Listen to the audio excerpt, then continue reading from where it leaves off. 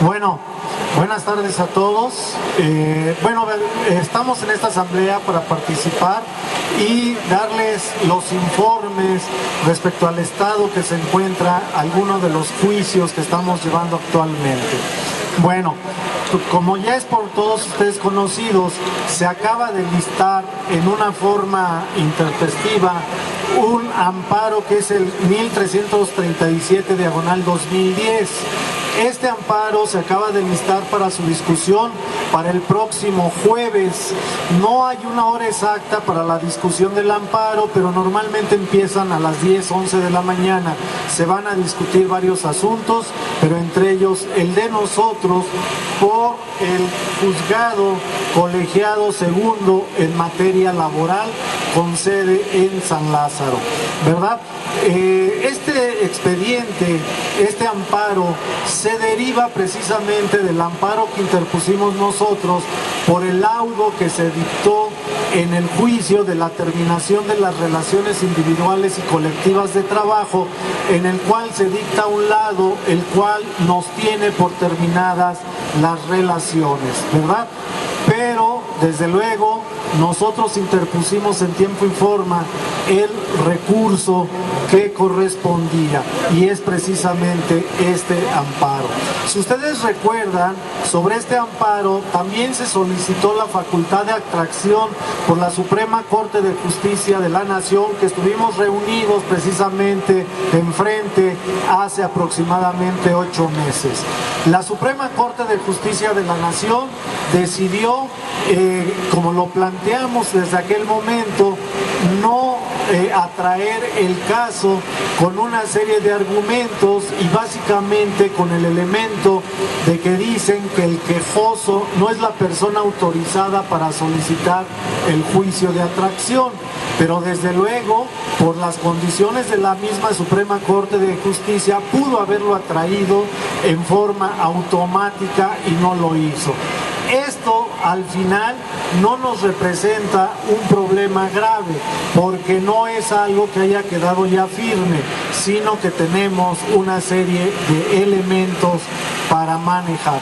Este segundo juzgado de distrito colegiado en materia laboral es el mismo colegiado que desconoció la toma de nota precisamente de los mineros y que de alguna manera el sindicato minero ha estado interponiendo recursos, amparos, todo lo que a su derecho corresponde.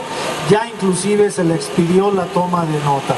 Esto quiere decir que si nosotros instrumentamos los elementos legales, podemos llegar a nuestro objetivo.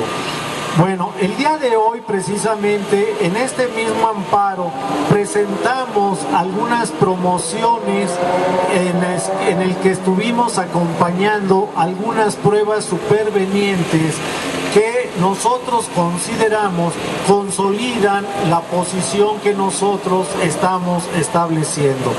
Recordemos que el fondo de este asunto básicamente lo tenemos porque la Junta Federal de Conciliación y Arbitraje se negó a acumular precisamente el juicio de la terminación de las relaciones individuales y colectivas de trabajo interpuesto por el SAE, en el que nosotros participamos, en el que a través de este procedimiento llegamos al amparo en la Corte, en el que precisamente la sentencia de la Corte nos dice que todo lo relacionado a la sustitución patronal se tiene que resolver precisamente por la Junta Federal de Conciliación y Arbitraje.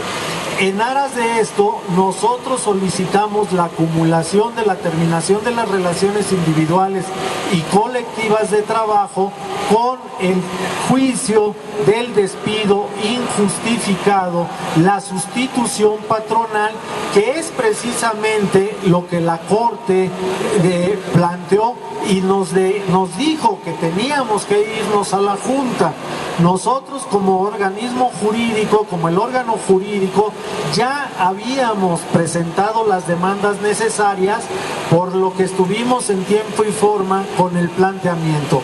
No se dio la acumulación de este procedimiento, lo que desde luego resulta muy grave por porque estando ante dos juicios donde el objeto de los juicios precisamente es el despido injustificado, la sustitución patronal y por otro lado la terminación de las relaciones individuales y colectivas, esto puede dar laudos contradictorios, que es precisamente por lo que se pide la acumulación, y hasta el día de hoy no ha quedado firme este resolutivo mientras no se resuelva el amparo. Desde luego, nosotros ya hemos previsto los escenarios que se pudieran dar el jueves, y puede haber varios escenarios. El que de alguna manera nos conviene a nosotros es que nos amparen precisamente para desconocer este laudo y que de alguna manera el procedimiento se tenga que volver a llevar. Puede haber una parte intermedia en el cual se conocen los amparos para efectos, en el cual regresarían también el expediente a la Junta Federal de Conciliación y Arbitraje para que revise los autos y en un momento dado acuerde la acumulación de los juicios. Pero también tenemos que prever el peor de los escenarios, y este puede ser que nos nieguen la protección de la justicia federal. Si esto se diera, no quiere decir que el procedimiento ya llegó a su etapa final, porque precisamente cuando nosotros solicitamos la atracción del expediente a la Suprema Corte de Justicia de la Nación, lo hacemos porque hay una violación directa al artículo 26 y 27 constitucional, que son las garantías individuales. Pero también recordemos, o bueno, ahorita se los planteo, hubo una serie de reformas a la Constitución Política de los Estados Unidos Mexicanos el 11 de junio de 2011, en el cual se dejan las garantías constitucionales y se elevan al rango de derechos humanos. Al elevar a rango de derechos humanos estas garantías, queda comprendido de estas garantías los derechos laborales. Esto quiere decir que esta reforma laboral, esta reforma a la Constitución, nos da los elementos suficientes para que interpongamos un recurso contra la sentencia que se pudiera dar en el amparo, y entonces sí solicitar que este expediente se vaya directamente al conocimiento de la Suprema Corte de Justicia. Paralelamente a esto, o junto con esto, al haber una serie de violaciones a los derechos humanos, entonces, y en base...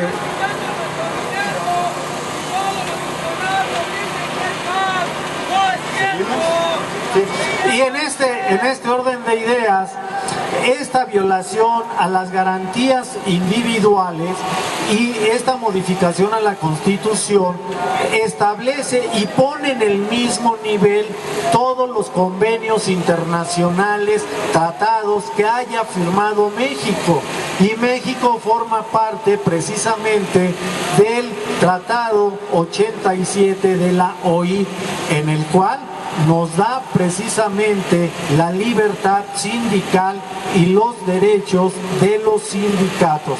Esto quiere decir que el día de mañana también tenemos todavía opciones para irnos a los tribunales internacionales, como puede ser la Organización Internacional de Trabajo, pero también a la Corte Interamericana de los Derechos Humanos, para que en un momento dado conozcan nuestro caso.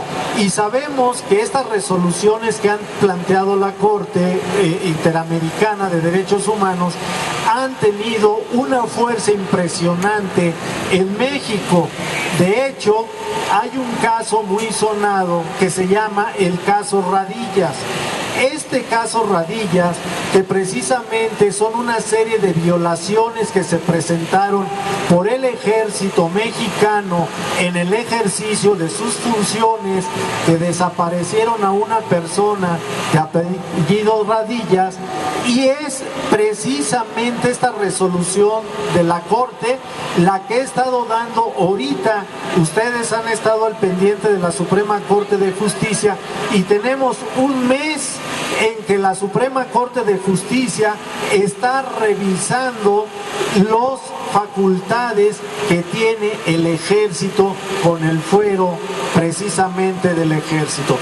Esto quiere decir que la Corte, si nos dicta una sentencia que así debe de ser, que violenta los derechos humanos, tenemos todavía elementos suficientes para regresar a la Suprema Corte de Justicia y continuar con nuestro expediente.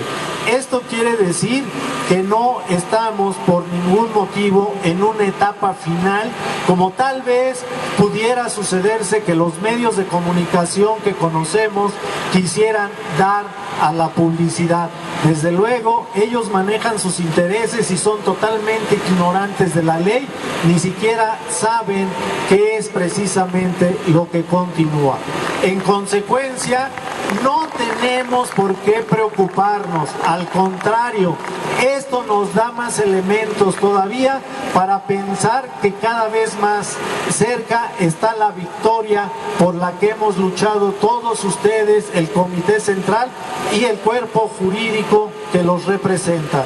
Les agradezco su atención.